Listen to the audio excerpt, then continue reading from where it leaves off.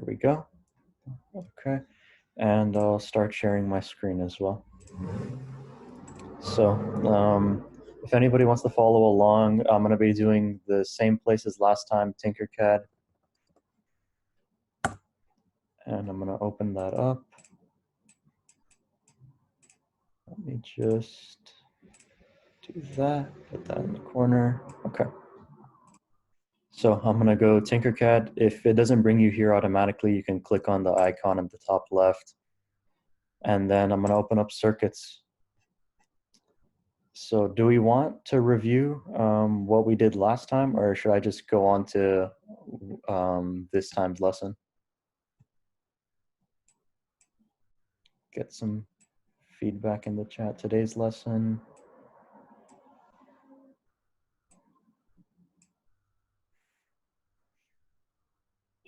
Okay.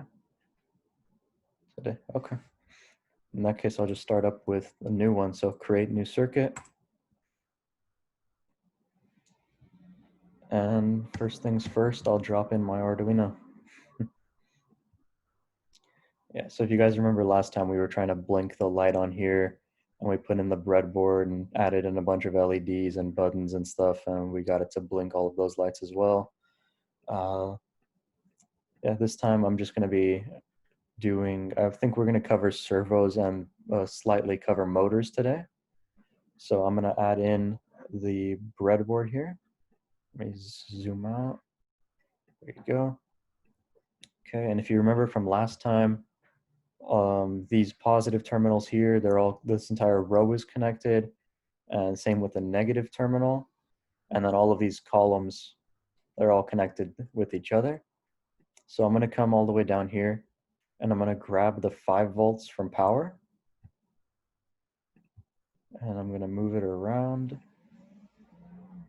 and connect it to power. Let me make this a little nicer. It's very hard to zoom around in this program. There we go, okay. And I'll fix this. Okay. And then I'll put my ground from up here all the way to the ground at the top up here. Okay. So now 5 volts is coming out, and this entire row is powered up with the 5 volts, and our ground is connected all the way up here. So first thing we're going to do here is I'm going to add in my servo. So if you see here, whenever I hover the 3 slots, the first slot on the servo is ground, the second is power, and then the third is the signal. So the one that says power, I'm just going to connect right to power right here. And the one that says ground is going to go, let me see if I can do this right. There we go, okay. And the one that says ground, I'm going to take all the way up to here. And finally, the signal one will go, you can pick any one of these digital pins. I'm going to pick pin, let's say 8, just like that, okay. And things are getting a bit messy over here, so I think I'm going to recolor all of these wires. This one here is the 5 volt power. I'm going to make this one red. And it connects to this one's power. Let's make this one red. Then the ground over here should be black. And the ground over here can be black as well. I can just leave the signal as green. Yeah, so now if we check the wiring, so we can zoom out. Okay, we did it, nice. Now if I check the wiring, you see it comes from the 5 volts from the Uno, goes all the way around to this power row. The power from the servo is connected. It goes in through the servo, and then it goes out through the ground all the way up to here. This whole row is connected, so it goes over to the ground and comes back, and we have a completed circuit. So we got our little servo wired up. Next thing I'm going to do is I'm going to open up code. We're going to get out of block code and go back to real code again. And then I think I'm just going to delete everything that's there already. And really quickly, I'm just going to do like the most basic coding that you need for the servo. So the first thing that you need to do is you have to write hashtag include. And this hashtag included, basically it lets you import different libraries. And I should probably open up chat just in case there's any questions. Okay. And the hashtag included lets you include other libraries, and other libraries are basically a way for you to do a lot less coding. So to get this servo to actually work, you would have to go through a lot of different things, but many sensors and moving parts and stuff like that that we deal with Arduino have libraries already coded for you. And so it makes it really simple. And so things that would take like 400 lines of code, you could just write like one word like .go, and it'll do all of those 400 lines of code for you.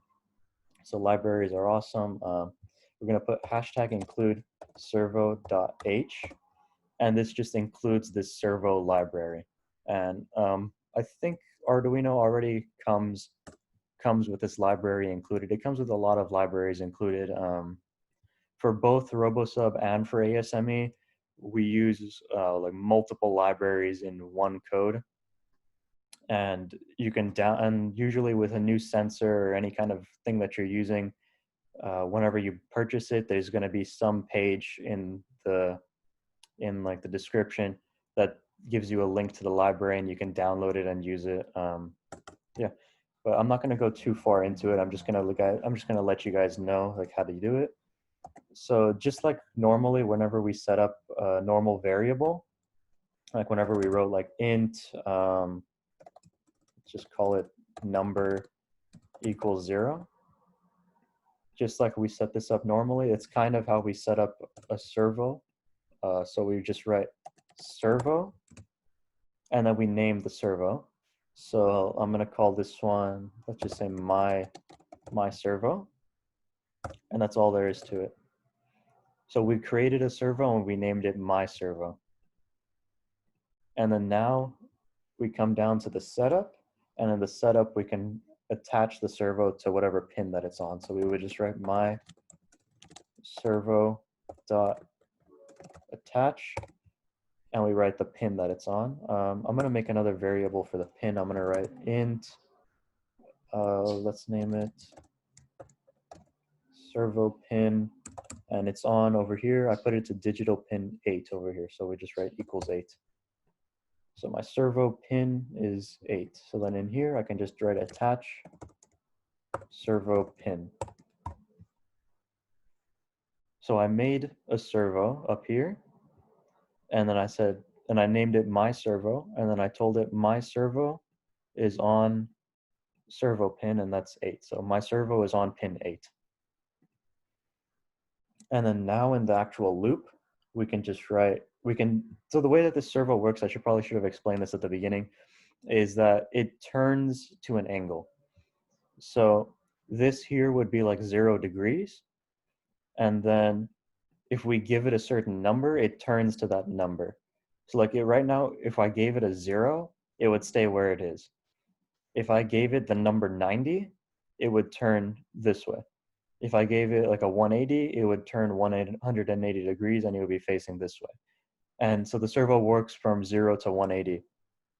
And I'm going to show you guys right here. If I do like my servo dot, I believe it's right.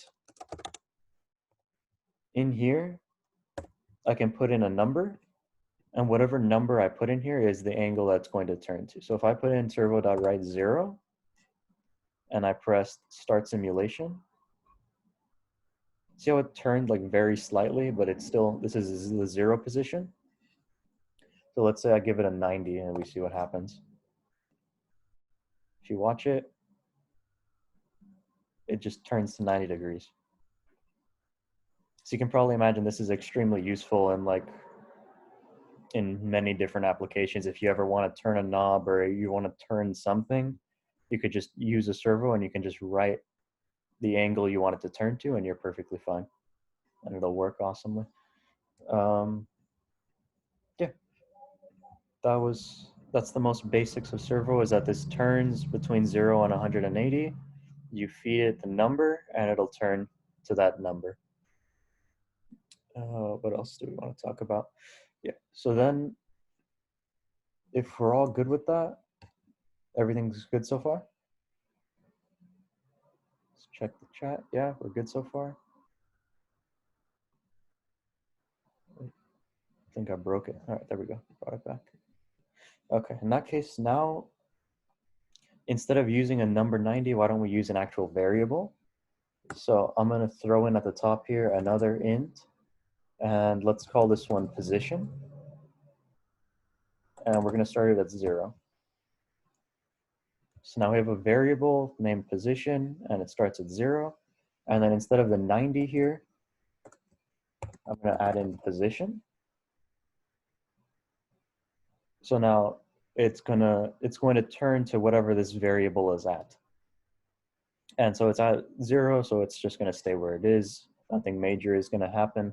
But in my code here, I can change that variable. So like every time this loops, remember that this is just going to keep looping, I can change this variable. So if I wrote something like position, so there's different ways you can change the variable. One way to do it is to just write position plus plus. What this means is just add 1 to position. So this is the same as writing like position is equal to position plus 1. So like it starts off at 0, it comes into this formula here, it plugs in 0 plus 1, so position is equal to 1 now, and it'll run. Then now it's equal to 1, it'll plug in 1, it equals 2, and now position equals 2. But instead of writing this whole line out, if you just write position plus plus, it'll just add 1 to the position. And I'm going to throw in a delay here of, let's say, 50 milliseconds. Okay, one thing we should probably do, just so we like see what's going on, is let me serial print this out for you guys. So if you remember from last time, if we write serial.begin 9600, we can open up this monitor down here and see like what's going on. So serial.begin 9600, and then let me copy paste this line here. And then I'll write serial.print, and we can print out this position variable and see what's going on with it. Yeah, and then I'll just delete this and I'll just put like add 1 to position. There you go. All right, so just to quickly recap what's going on here. So we made the servo, we told it it's on pin 8, and then now we're trying to turn the servo to this position variable. It's starting at 0, and every time this loops, it's going to add 1 to it. So now if I start simulation and I open up the monitor, you'll see the number of position here. And see how it's slowly turning. Now it's at 90. Now it's at 145. And then it reaches 180. And it just freezes there because the servo only goes from 0 to 180.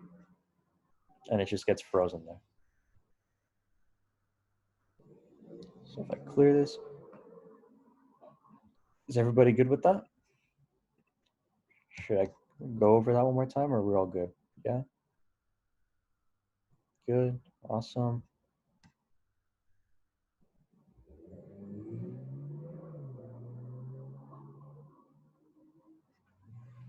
Okay, cool.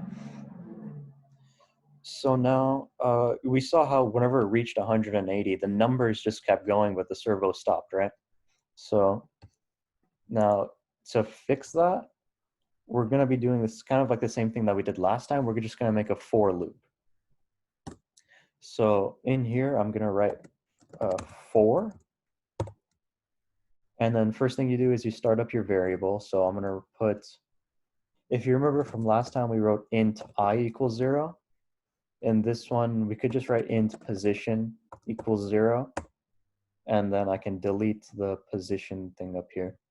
So I'll delete the line up here, and I'll have it here. So let me put some spaces here. So int position equals 0. So we're starting off with position equals 0. The condition is as long as position is less than or equal to 180. And then the last line would be position. And this is what happens to it. So then this one would be position plus plus, and I'll close that off. So this just says start off with a variable. Its name is position, and it starts at 0. As long as position is less than 180, run this code. And every time it runs once, add 1 to position. So now I'm going to put spaces here. So we see here that happens, and then I'm going to come right here and close it off. So now it starts off position as 0. It writes 0, and then it goes through the code. It loops back, and it adds 1 to position, and it keeps going. And then once position is less than or equal to 180, it leaves, right? So if I press start simulation here, and we look at the monitor, we see it's going up. It reached 180, and it went back to 0. It's going up again. It reached 180 and went back to 0. 180 and back to 0.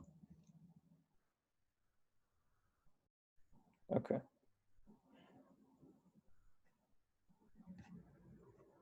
And he'll just keep going 180 and coming back to 0. So if you guys see what's going on here, it's starting position equals 0. As long as it's less than 180, add 1 to it. It runs the code. And then right here, once position is like 181, it comes here and it leaves, but this is a loop. So it goes back to the beginning, and it starts position equal to 0 again, and it runs the code again and again and again. So it just keeps running from 0 to 180. But let's say we don't want it to, oh, first of all, did anybody see a problem with that? Did anybody see like something looked like it was wrong there? If I press start simulation and we look at the servo, does anything look wrong here?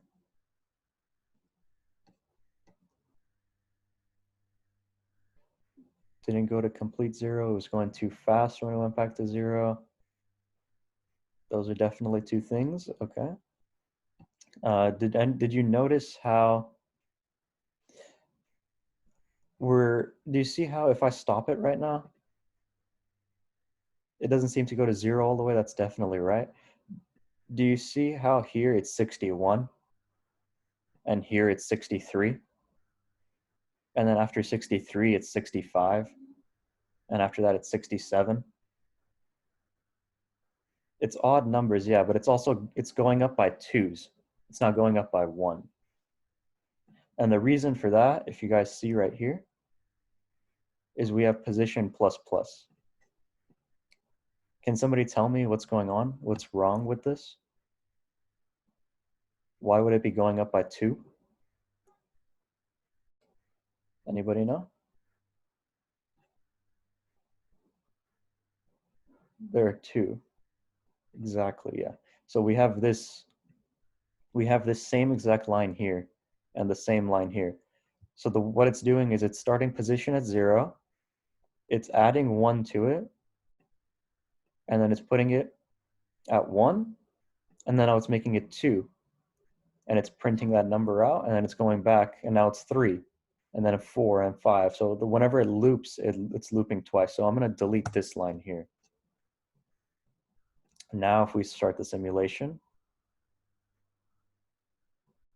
it's going up 90, perfect, and then it goes up 145, 180, and then it goes back to 0, and it starts up again.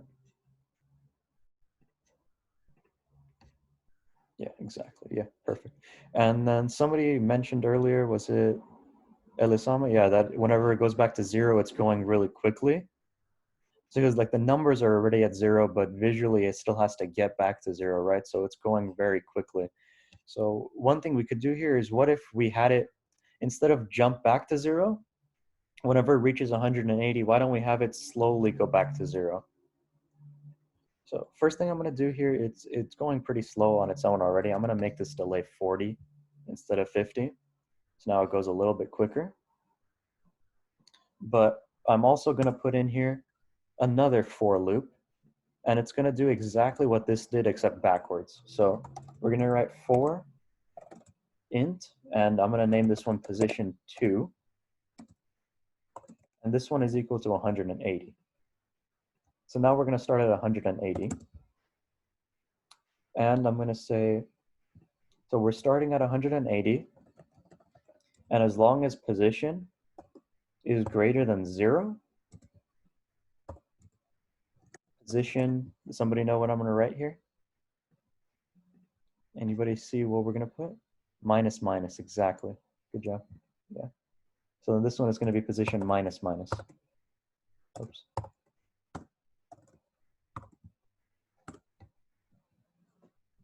So now we're going to do exactly the same thing here. I can just copy paste that in, just like that. And then we need to close the loop. So it starts off at 0, right? As long as this number is less than 180, add 1 to it. And this right here will just keep looping and keep looping. And then position equals 180. It'll come in. It'll add 1 to it. Position is 181. So now it's greater than 180. This one fails, and it comes over here. And then now position 2 equals 180. So it starts at 180. And as long as it's greater than 0, subtract 1 from it. So now it's 179. And so now we're slowly going back down. So if I press start simulation and we look at the monitor, oh, did I miss something somewhere? My servo.write, oh, yeah. So right here, this is where we messed up. I named this one position 2. So I should have named this position 2, this position 2, this, and this. These all should have had 2s after them. So will the red lines go away if I press start? Okay, perfect. So we open up the monitor. See, it's at 90. It's at 145. It's at 180, and now it's slowly going back down. 145, 90, 45, and then goes back to 0, and then it'll go back up because once it finishes here, it'll go back to the top, and then it loops again, right? So it'll just keep looping up and then back down. Okay. We like that? We're good with that? Does everybody get how these for loops kind of work? You start it up, and then you give it a condition and tell it what to do?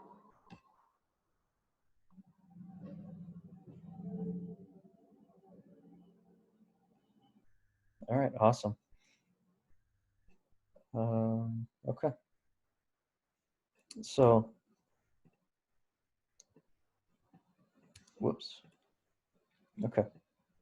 So, so you can control it with code. You can tell it like start at 0 and go to a certain number and then come back and then do whatever you want, right? Gonzo. Okay. What I'm going to do here is, what if we could control this servo with stuff on the breadboard? So we can click stuff here and it changes stuff here. Last time we used, what's going on? Yeah, anybody have any questions? Should I stop for a second and give you guys a break? No questions? Awesome.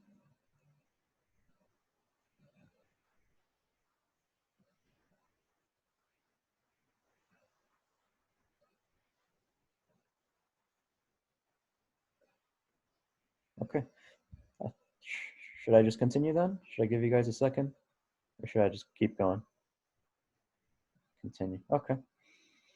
Okay, well, all right then. So Ricardo wanted me to be boring. He wanted us to use buttons and stuff, but we did buttons last time. We don't want to do buttons again, right?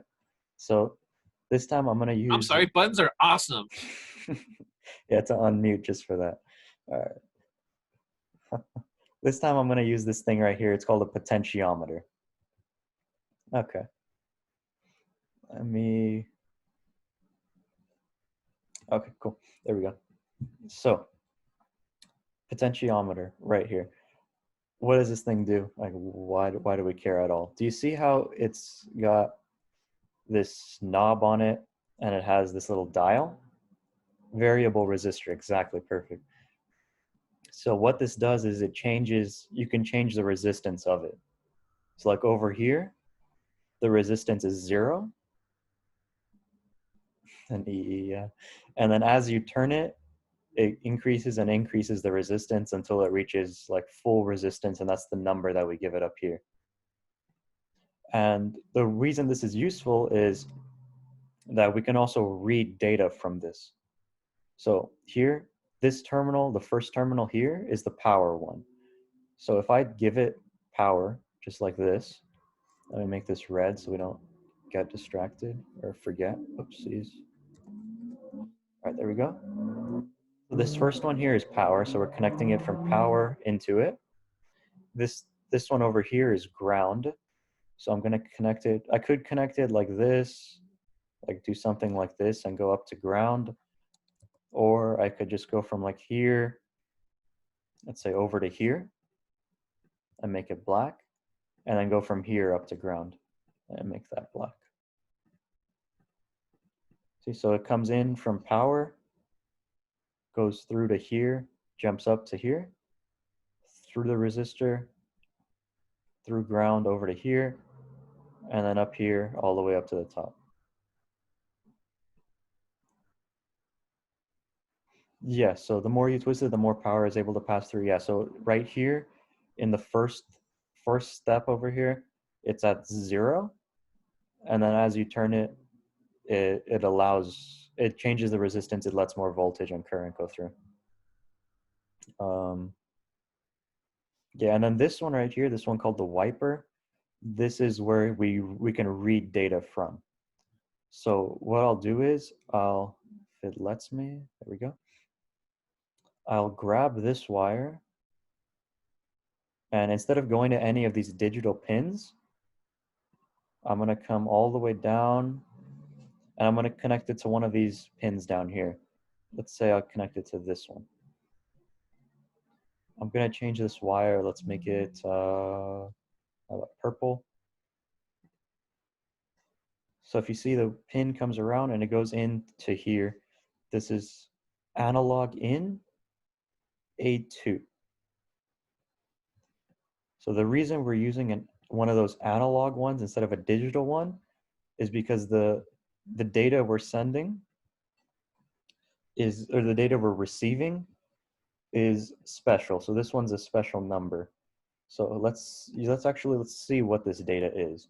So first thing I'm gonna do here, why don't we just comment all of this out? So I'm gonna comment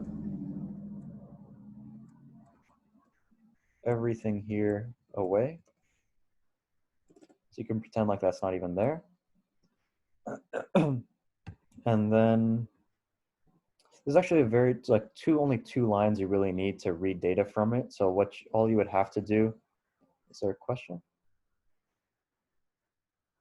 Can't you just make another method? I could, yeah, I could copy paste this into something, but I'm not Ricardo. I like to have messy code. Yeah, so I could take this and put it, that's horrible. I could take this and put this into another function. If you guys remember from last time where we would just write like go. I could put all this into that, but I think I'll just leave it here just to annoy Ricardo. Because these two lines at the beginning means that the line is a comment. Like I could put a comment and write, like I can write whatever I want, and this doesn't count as coded. The Arduino programmer just like skips over that line. So it's basically pretending like this big block isn't there. But what I'm gonna do is first I'm gonna put a variable up here. I'm gonna name it int data, and I'll set that equal to 0. And then over here, I'll say that data is equal, and now we want to read data from this potentiometer. So the way we do that is analog read, and then you give it the pin number. So I connected it to analog pin 2. So why don't we make another one up here and we name it int, I'll just go potent equals 2. So just like we did up here, we can name it potent pin, how about that? Just like we did up here where servo pin was on 8, now potent pin is on 2. And then I'll give this potent pin. Do we have to initialize an analog input like we would a digital input? Well, you mean with the pin mode? Is that what you mean? Yes. No, you don't. So you can just write analog read and it should automatically do it. So if I go right here and I go serial dot print, I can print out this data and we can see what's going on here. So if I go print data,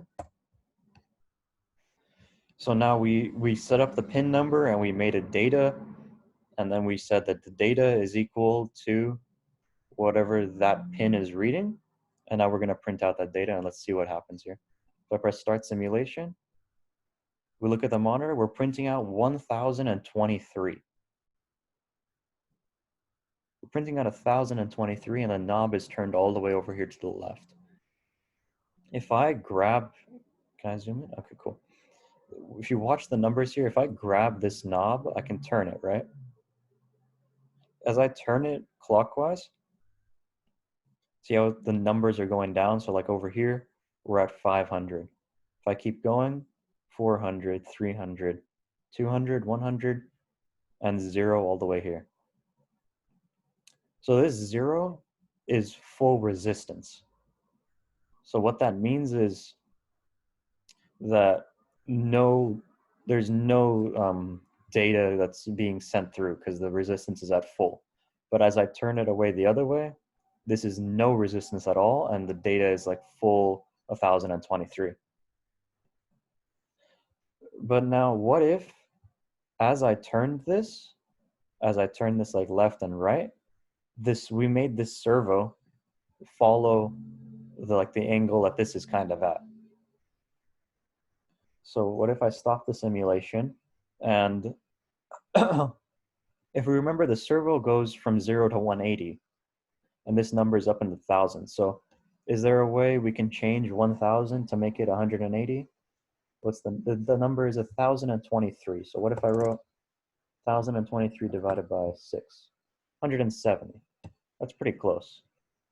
You could use a scale factor, yeah. So there's a certain Arduino has a thing where you can map something, but just to keep it simple, I think I'm just going to divide it by 6 because that's pretty close already. So if we just divide that number by 6, it should work out for us. So like here, if I said this over 6, so what we're doing here is we're reading from it. It's going to read like 1000, but then we're saying 1000 divided by 6, and that's what our data is. So if I press start simulation, now instead of 1023, we're reading 170 at full. And as I turn it, 160, 145, 90, 80, all the way back down to 0. So all I have to do, if I just divide by 6, that works pretty well. There's no point making it super complicated. We can just do that. So now we have that, and we're just dividing by 6, and we're printing out that data. But what if I grabbed these, or just this line right here, and I change this to data? Should I just delete all of this? Does anybody need this for something? I don't know if anybody's following along and they're still writing this or anything, but is it all right if I delete it?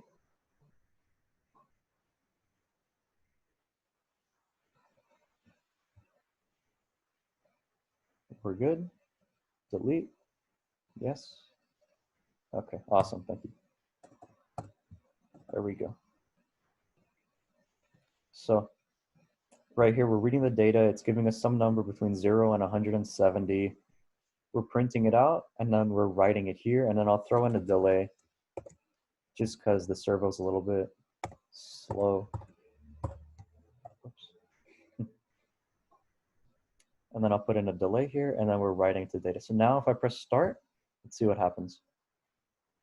Servo immediately went to 170. And now if I turn this, the servo's turning with it. If I turn it over here, up here to 90, or about 90, let's see if I can get it to 90. About 90 up here, this is turned to 90 as well. If I keep turning it 0, it goes to 0. And I turn it this way, it goes that way. So everywhere I turn it, that thing is going to follow. Just keep going back and forth, it'll just keep following. Oh, oh. Yeah, and you can just mess around with this as much as you like. It'll just keep following your number. So sick, yeah. Are we good with that? Do we like how this works? Isn't this so much better than buttons?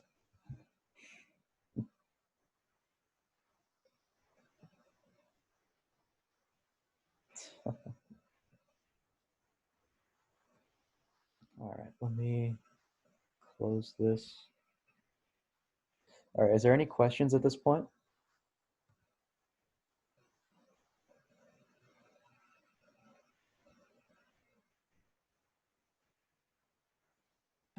Can you explain it for me one more time? Yeah, the circle thing.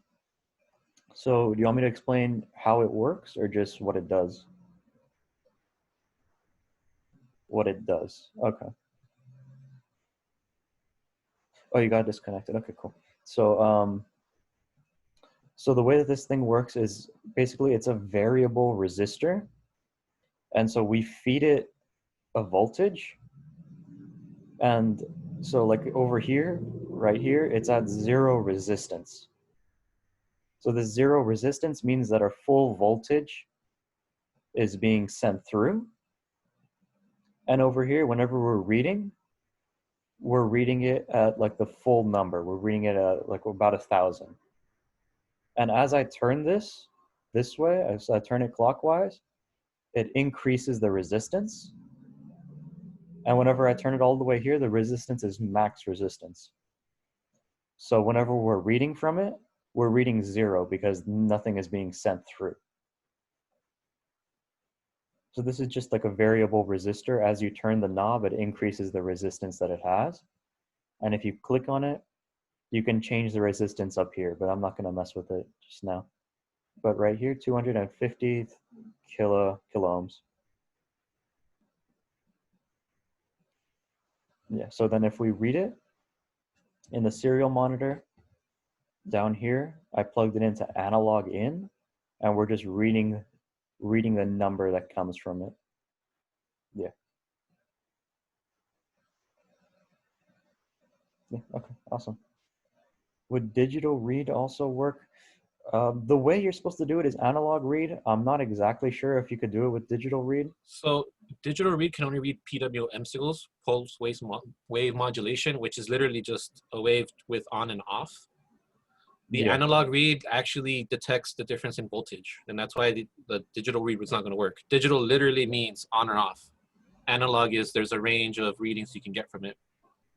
Okay, yeah, perfect. Can you do more, please? Okay, let me see here.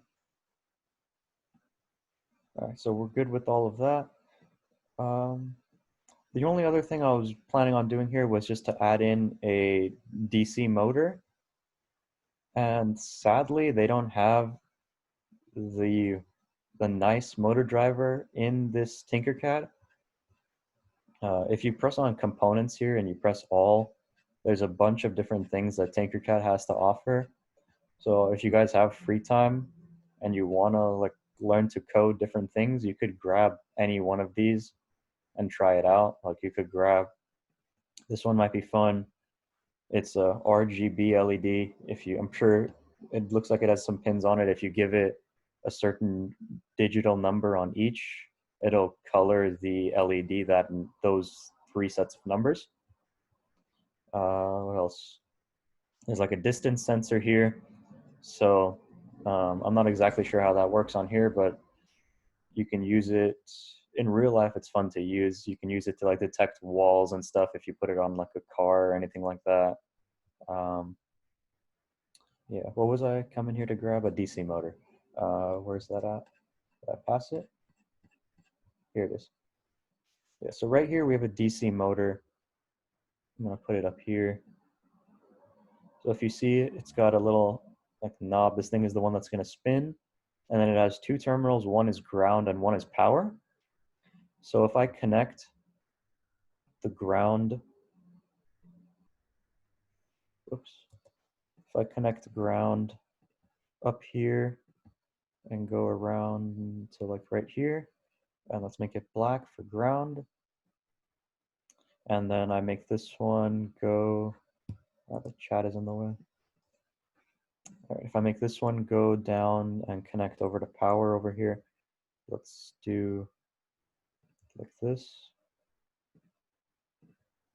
Let's make it red. So we're just feeding it 5 volts basically.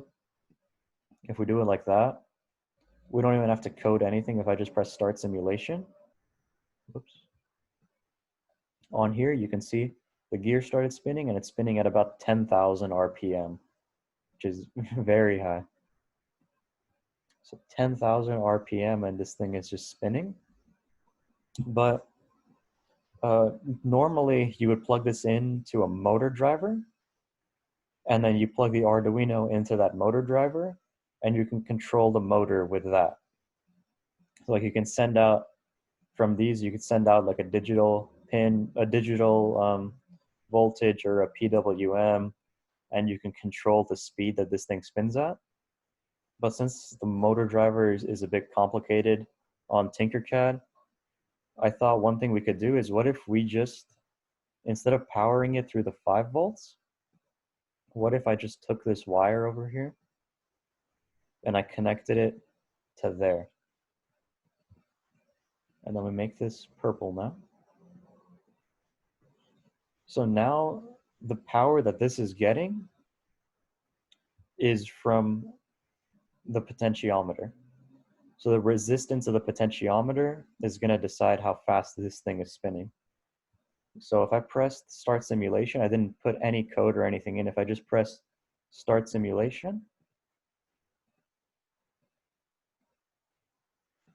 we see the servo is at 0 and this thing now is at 0 RPM. And if I turn this just very slightly, the servo, you can see already still turns with it. Does it? Oh yeah, I deleted that code, never mind. But anyway, you can see the DC motor over here. As I increase it here, now it's at 3 RPM. And it's turning very slowly. And if I keep going up, 4, 5, 6, 7, 8, 10, we're at 10 RPM here. And then this last part, it just jumps like crazy. If I just go up a little bit, 20, 25, 30, 40, and it just jumps to 10,000.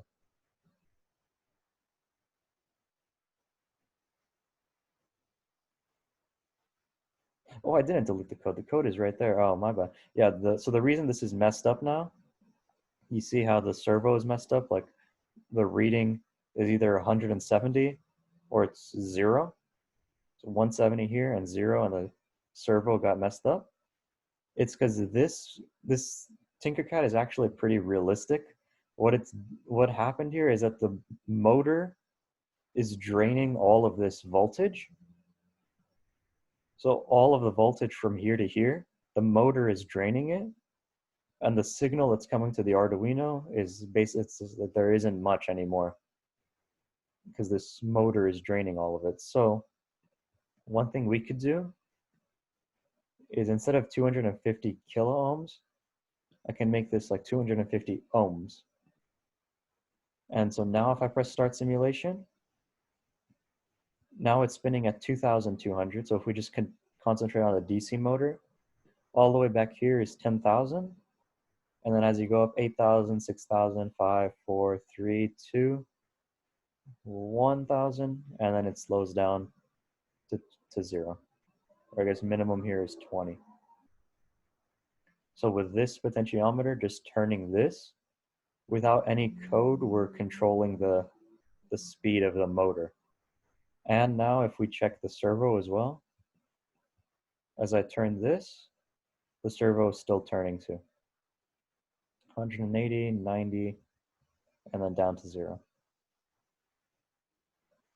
So one potentiometer, we're turning it without any coding. It's turning the motor, and with this few lines of code, it's turning the servo as well. Okay. Is everybody good with that? Do we have any questions? Anything I can answer?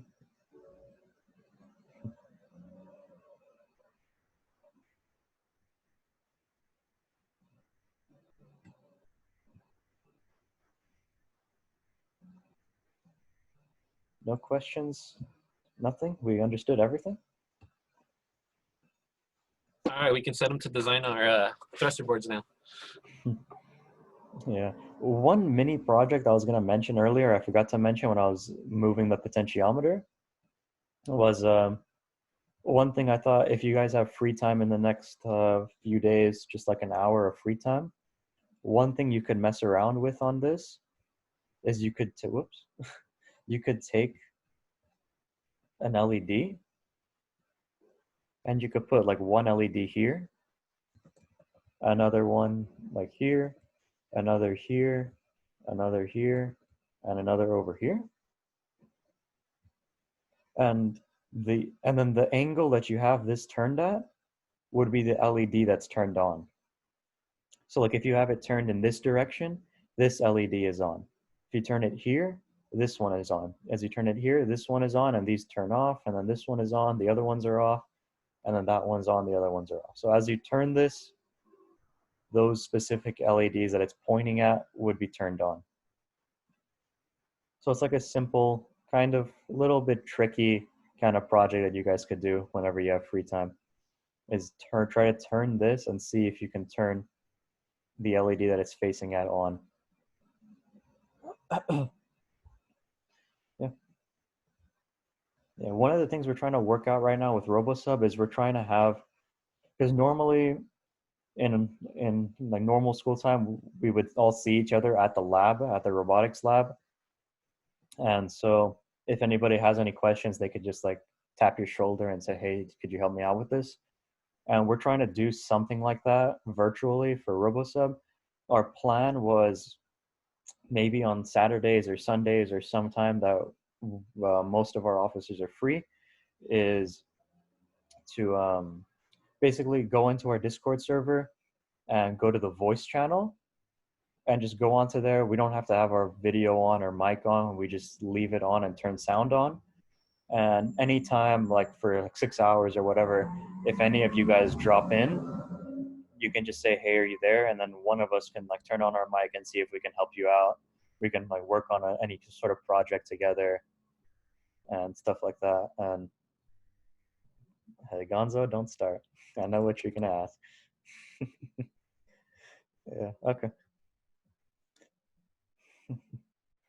Yeah, but yeah, so if any of you guys are a part of that, we can help you out with that. Or if you're a part of ASME, you're also free to join over there and we can answer any questions you have. Or just send me a message on our own Discord or something, and I can hop onto the voice call over there and we can see if we can get this project to work. I haven't done this yet, but it seems like it's very doable. Just seems like a fun little mini project. So if you guys work on this, let me know. I'd love to see if it worked for you guys. Oh yeah, another thing you could do is like as the potentiometer is here, the LEDs could blink like very slowly, like 1 second. And as you turn it farther and farther, they blink faster. So like the delay gets much smaller. So like as you turn it, the delay goes to 0 and like the LEDs are on, and you turn it, the delay is like 400 milliseconds. They start blinking like slower, and you go and they blink slower and slower. That's one thing you could do, but that one's a bit more simple. You could do that like very easily. So the one where you're pointing at it and that one turns on, that's a bit more rough. Yeah. Any questions? Anything?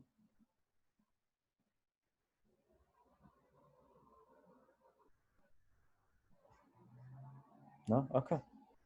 Ricardo, did you want to you want to take over for something, or do you want to just I mean, you covered talk? most of the cool stuff already. I can stay around and just like answer any other like specific questions and stuff like that. But I mean, that's most of what we have to cover with our limited little Tinkercad here. Yeah, there's a lot of things Tinkercad has to offer, but I mean, we haven't used it. We use just like the actual Arduino. I mean, if you want something cool for like a home project, if you have an Arduino, there's LED strips here, and you can buy LED strips off of Amazon. You can learn how to actually program them to do cool little RGB for like your PC or something. Yeah, go down. Yeah, those right there. Oh, the NeoPixel strips? Yeah, Oh, okay, I see. it's Yeah, a library and it's pretty straightforward. There's real cool examples. The only downside yeah. is this simulation is very poorly optimized, so it doesn't turn on and off as fast as you would like it to.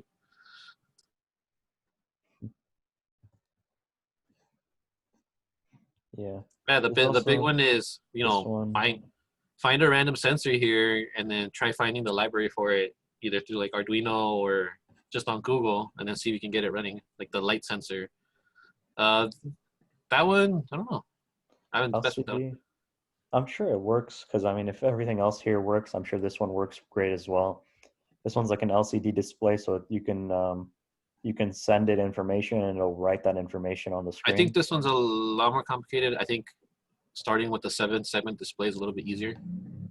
Yeah, or you can use this thing. Yeah, you can have a bunch of those. There's a lot of cool stuff to do. Yeah, you guys could make like an alarm clock on here. There's a billion things you can do. There's a billion mini projects. It's a potato battery. You can use that. Let's see.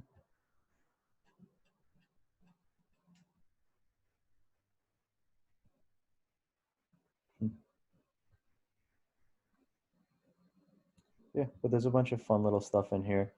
Whenever you have free time, you can jump on here and just like anything that you want to use. Like if you want to, let's say you want to use this thing, this ultrasonic sensor. It says right here HC-SR04. So if I searched up HC-SR04, Spark Fun right here. If I click on it, I could buy it for $4, so that's extremely cheap. Or if I scroll down, probably in documents right here, there's an example tutorial. If I just click on that, it brings me here, how to use HCSR04 with Arduino. And if I click on this, it gives me exactly how to wire it. And if you scroll down, yep. And if you scroll down, the guy has his code posted here. You can just wire it the way he has it and then upload his code and then start messing around with all of these numbers and figure out exactly how it works. The code is pretty short, so let's see. Distance is greater than 200 and or less than 0, print out of range. Yeah, so it seems pretty simple. And that'll be like a fun little thing if you guys have free time. There's a bunch of other stuff on Tinkercad as well. You can use any of those.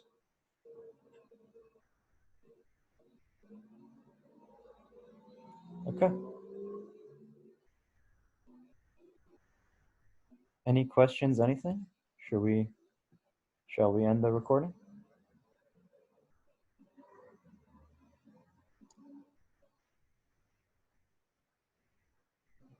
Okay, looks like there's nothing then. Cool. Ooh, we have Arduino experts now. Yeah, everybody knows what they're doing. That's awesome. Let me open up Zoom real quick. I want to see how people try to solve their little potentiometer light problem. Yeah. Okay, I'm gonna stop the share and I will